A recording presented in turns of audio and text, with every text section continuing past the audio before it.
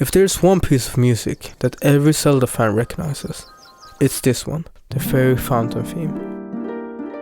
It doesn't matter if you have only played Ocarina of Time, A Link to the Past, or Wind Waker, you most definitely still recognize this piece of music. It's the song that plays when you meet the fairy, but most importantly, when you are creating your save file. As you press the A button... Hey, it says any button, you f***ing idiot. As you press any button to get out of the intro cutscene, you're introduced to the Fairy Fountain theme. As you take your time to write your name, switch your sound from mono to stereo, and secretly deleting your sibling save file, you're enchanted by this beautiful harp composition. And if you're lucky, you have played Skyward Sword. The Fairy Fountain theme in that game is god tier. Just listen to the strings here. Oh my god, it's so good. Anyway, as a very professional, self-taught, uneducated, poor musician and composer, I want to analyze and answer the question, what makes the Fairy Fountain theme so damn good? Well, the first interesting thing about this piece of music is its rhythm. Right after the intro, we are introduced to these 16th notes. This composition is mainly made out of 16th notes, but there's one thing that makes the rhythm interesting. It's this thing. Yes, this quarter note right here. Arrest him. No, but these little quarter notes are responsible for making this piece so damn recognizable. Without it, the piece would sound like background chords, waiting for a melody to start playing. The quarter notes make the notes in the bass clef feel like somewhat of a melody. Just to kind of prove my statement, I bet most of you can hum these notes in the bass clef without any problems.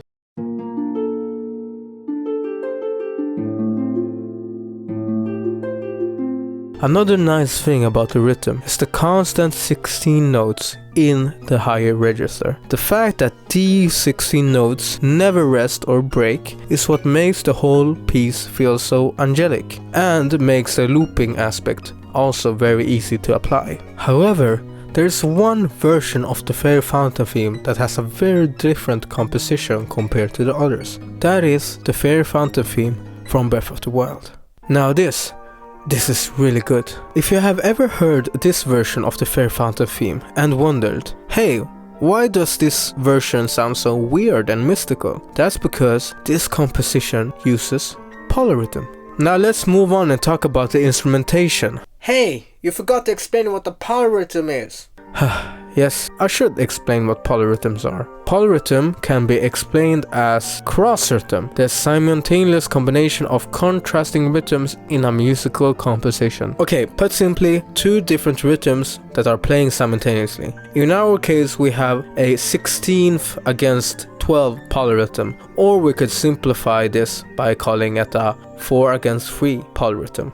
That means that in one beat we get 4 equally divided notes, playing against 3 equally divided notes in the same amount of time. So in a whole measure or in a whole bar, we get 16 16th notes playing against 12 triplets of 8 notes. It's such a shame that this track wasn't played in the menu of Breath of the Wild. It would have been breathtaking. Get it?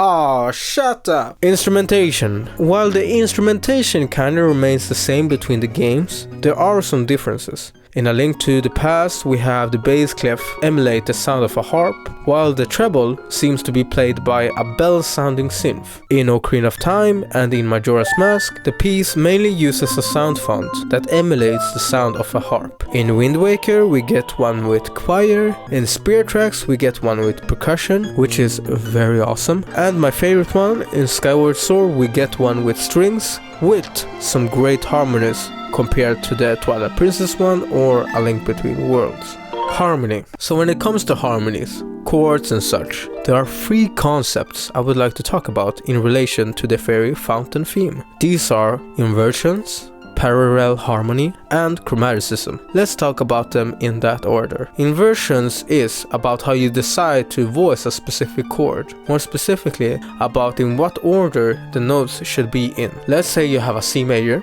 Most of the time it's voiced in its default position, C, E, G, but it can be voiced like this, E, G, C. It's the first inversion, but it can also be voiced like this, G, C, E. It's the second inversion. It's the same chord, has technically the same function, but it has a different quality to it. The Fairy Fountain uses a lot of inversions, and it really gives the music a more mysterious quality to it. In the beginning we see a G minor over B flat, a second inversion, an F major over A second inversion, and it continues like that, with a lot of second inversions. It's so genius. For example, we get this E diminished over G that sounds a lot less harsh to the ear because of its voicing and the distance between the notes. Again, so genius. The other thing we need to talk about is parallel harmony. Mostly when people talk about parallel harmony, they talk about the chords.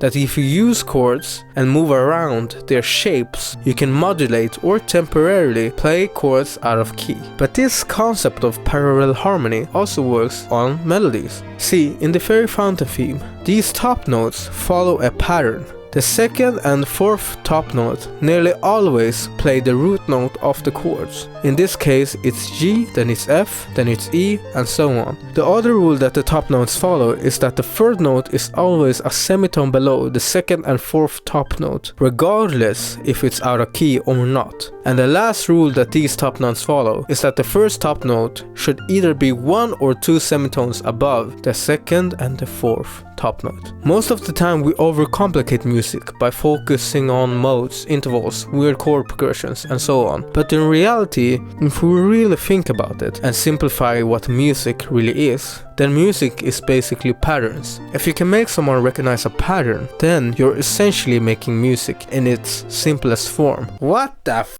are you talking about?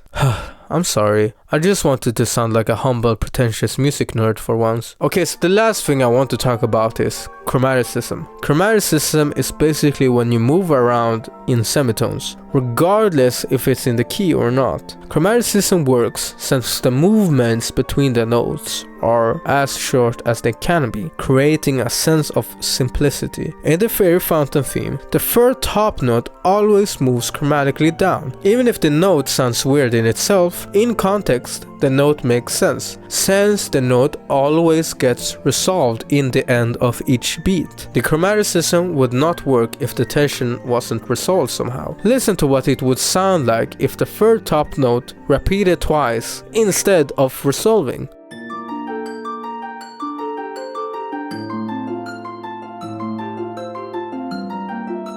God, that sounds so bad. Hey, if you liked the video, don't forget to subscribe and all that good stuff.